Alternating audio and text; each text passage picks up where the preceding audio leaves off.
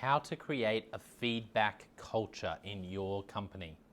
By the end of this video, you're going to have 3 keys to creating a feedback culture in your organization. I'm Jono White, founder and principal consultant of Clarity. We work with leaders around the world. Thank you so much for subscribing, following, liking, and sharing. If you haven't done that, could you please do that now? It really helps us to get the word out so that more leaders can become the best they can be. So how to create a feedback culture in your organization. 3 tips. First tip is an uncomfortable one. I'm sorry to say, you're going to need to model it. How do you go at seeking and receiving feedback? Another question might be, how does your team think that you do with receiving feedback? If you're wanting to create more of a feedback culture, I really wish that that Jonesy down in sales was more open to feedback, or I really wish Belinda would be more open to feedback in our one of our teachers. Then take a step back and say, okay, yes, I want that culture and that's valid, but how do I go? How good am I at seeking and then taking on board feedback? A great thing that you can do for yourself to model this and to step out in this is to authentically step into a 360-degree feedback process. Very scary. It's where you get feedback from above you. That might be the board, that might be your leader, around you, from your colleagues, and from the people that are reporting to you. And it's incredibly powerful. It's always best if it's done anonymously and if it's collated by someone else, so that if there is anything that's just completely unhelpful, now you still want to be honest, but sometimes there's things that are said that there's a more helpful way to package that together. So you don't want to throw yourself under the bus here. You do want to do feedback well, but if you want to create a feedback culture, tip 1 is to start with yourself and model it. Tip number 2, you want to create a feedback culture. Okay, well, I would say you need to focus on expectations. And the reason I say focus on expectations is, from my experience, a lot of leaders are frustrated with a culture where they sense that people aren't taking on receiving and improving based on feedback as much as they could. And when I delve and when I consult and work with leaders, it often comes out that people's expectations weren't as clear as maybe they thought they were. So if you want to create a feedback culture, you may need to go a step back and actually say, well, how clear are our expectations? Because our feedback is only ever going to be as helpful as the expectations to which they're relating. So get clear on your expectations. Questions like asking your team or your employees through a survey, how clear do you feel your expectations are? That's a great starting point to actually do that well. The third tip is to introduce coaching.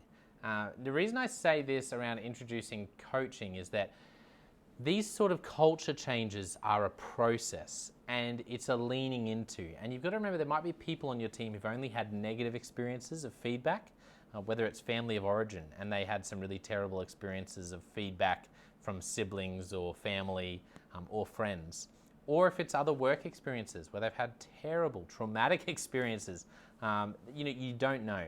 So what we want to do is we want to change the culture by shifting the thinking around feedback to how it can actually be a helpful thing. And if you want to go gently and if you want to lean into that, then the easiest feedback is self-reflective feedback. That's why coaching is so powerful. What coaching really is, more than anything else, is using questions to help someone to self-reflect to find the answers. And so if you want to create a feedback culture in your organization, what questions how can you actually create a coaching culture in your organization? Because that's a great starting point. That might take you from no feedback, and I know you want to get to the point where people are holding each other accountable and, hey, that wasn't good enough and we're okay with it, and that is 100% where you want to be, and I agree. But there's probably a step here where you actually introduce coaching, which is less about supervisor role and more about, hey, let's work together, and I'm going to coach you and say, what's the biggest thing you're challenged with in your role now? And you say, well, it's around, I'm a teacher and it's around my marking load and working out work-life balance. I don't want to burn out, and you have a conversation about that. Much easier to introduce that rather than a supervisor saying, hey, by the way, I'm worried you're burning out, or you need to get on top of your marking load. Now, I know some of this you just have to do anyway, and sometimes you're in a position where you just have to shift the culture. That's not what I'm talking about here. This is more where it's just this is where we want to be. It would be a nice thing to get there, but we don't have to. There's no sort of end of the world scenarios if we don't get there. So maybe coaching is a great first step to move in that direction.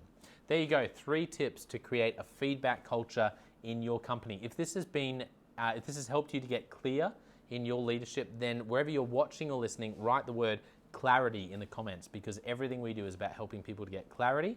And also, thank you again. It really helps us when you follow and subscribe and like and share, because our vision is to invest in people to become everything they can be, to fill the world with healthy organizations that people like you love to work at. And so we hope that our content helps that to happen. So if you haven't done that, please do that now. Like, share, subscribe, follow. It helps us to get the word out. And there should be in the description below some links. There's some great things that we're doing that will really help you out. If you're wondering, I wonder what my leadership style is, we have a free scorecard. It takes less than 10 minutes. If you're wondering, I just don't know if I'm a good leader. How good am I doing as a leader? How do I know? I'm about to step into leadership in the next couple of years. Will I be a good leader? I don't know. Then our scorecard on the traits of a leader, the qualities of a leader, leadership qualities scorecard is a great one. Takes less than 2 minutes, that one, and gives you a score across 5 areas of leadership. And there's a ton of more content at consultclarity.org. Thank you for watching or listening, and I'll catch you next time.